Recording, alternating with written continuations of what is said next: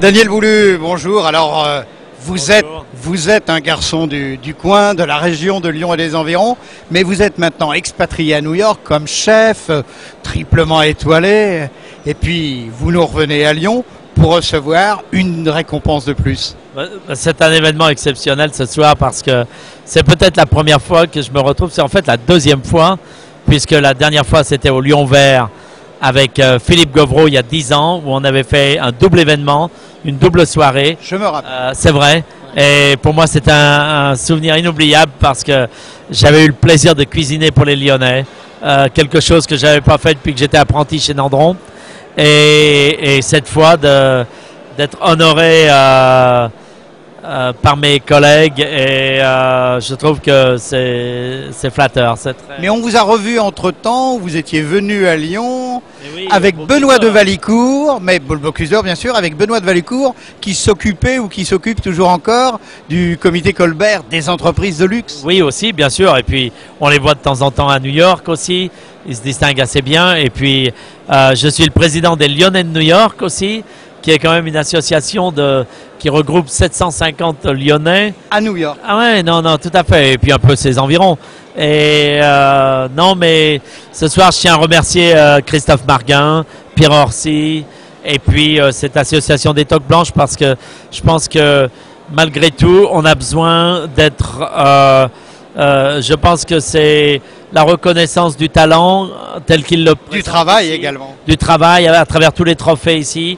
Je trouve que c'est formidable parce que ça encourage les jeunes, bien sûr, et puis ça récompense les meilleurs, malgré que les 5 nominés sont toujours très bons. Il y en a peut-être un qui l'a fait un petit peu plus. Alors ce soir, c'est vous qui avez obtenu le trophée international. Ah non, mais moi, j'avais pas de compétition. Les autres étaient tous en compétition, 5 contre 1. Donc, et pour moi, donc, ça a été un peu plus... un petit peu plus facile. Un petit peu plus agréable, un petit peu plus facile, un petit peu plus prémédité. Mais en même temps, ils m'ont demandé de venir. Ils m'ont dit c'est important. C'est quelque chose qui vraiment est important de diffuser les Toques Blanches et de donner un rayonnement un peu plus international. Donc, en étant récompensé, je pense que je vais devoir aussi apporter mon soutien. Et puis vous faites également certainement partie des Toques Blanches du monde maintenant. Voilà, exactement.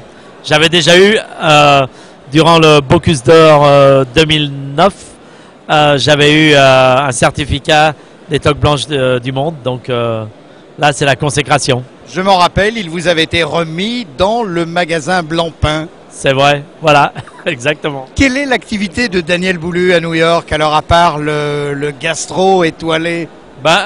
Il y a par exemple un restaurant que j'ai qui s'appelle Bar Boulu et qui est vraiment ancré sur mes racines de Lyon, où j'ai un programme de charcuterie extraordinaire.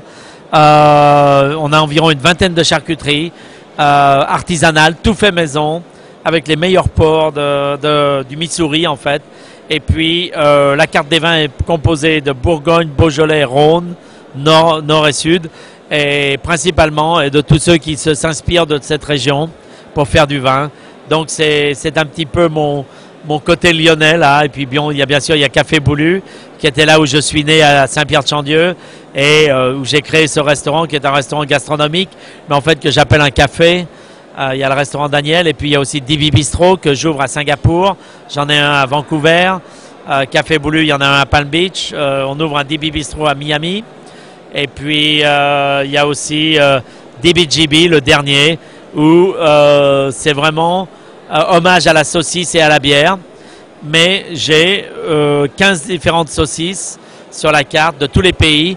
Et j'ai environ j'ai 24 bières à la pression, plus environ une centaine de bières sur la carte. Et puis, bien sûr, toute une carte de brasserie autour de ça. Donc, DBGB, c'est vraiment... mais ce qui est unique à DBGB... C'est à quel endroit? C'est downtown, dans le Lower East Side. À New York. Et ce qui est unique avec DBGB, c'est que j'ai demandé à tous les chefs, collègues, de m'envoyer une casserole en cuivre.